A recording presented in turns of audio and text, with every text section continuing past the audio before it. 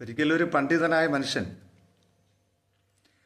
ഒരു യാത്രയിൽ വനാന്തരത്തിലൂടെ താനിങ്ങനെ യാത്ര ചെയ്യാണ്.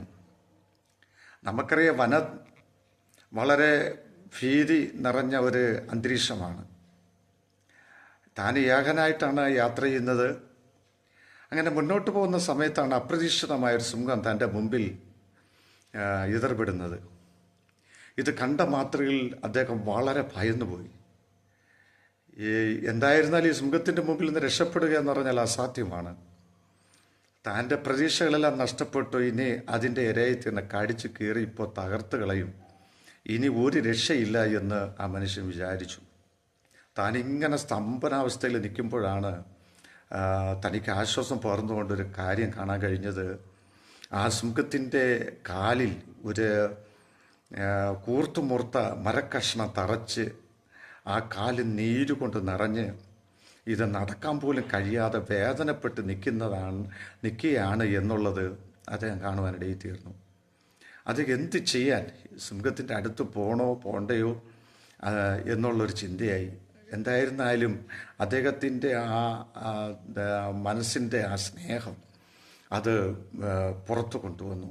അദ്ദേഹം സിംഹത്തിൻ്റെ അരികിൽ സർവ്വ ധൈര്യവും സംഭരിച്ചുകൊണ്ട് കടന്നു ചെന്ന് ആ സിംഹത്തെ ഒന്ന് തൊട്ടു. അതൊന്നും പ്രതികരിക്കുന്നില്ല, മിണ്ടാതെ നിൽക്കുന്നത് കണ്ടു.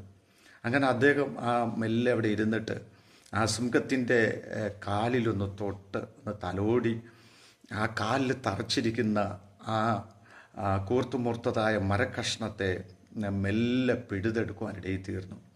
ആ സിംഹം ആ നിമിഷം തന്നെ അദ്ദേഹത്തെ ഒന്ന് മണപ്പിച്ച് അദ്ദേഹത്തിൻ്റെ നെറുകയിൽ ഒന്ന് ചുംബിച്ചിട്ട് ആ സിംഹം ഒന്ന് തിരിഞ്ഞ് കാട്ടിലേക്ക് മറയുവാനിടയിൽ തീർന്നു. അദ്ദേഹത്തിൻ്റെ യാത്ര തുടർന്നു. എന്നാൽ ചില നാളുകൾ, മാസങ്ങൾ കഴിഞ്ഞപ്പോൾ രാജ്യദ്രോഹ കുറ്റത്തിന്, മൃഗയുദ്ധത്തിന് ന്യായാധിപൻ തന്നെ വിധിച്ചു.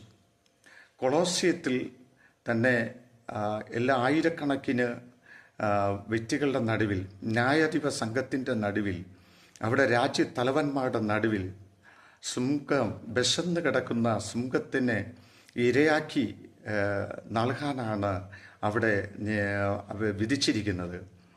ഈ വിധി കേട്ട് താൻ വളരെ ഭയന്നു, നിർജീവനായി.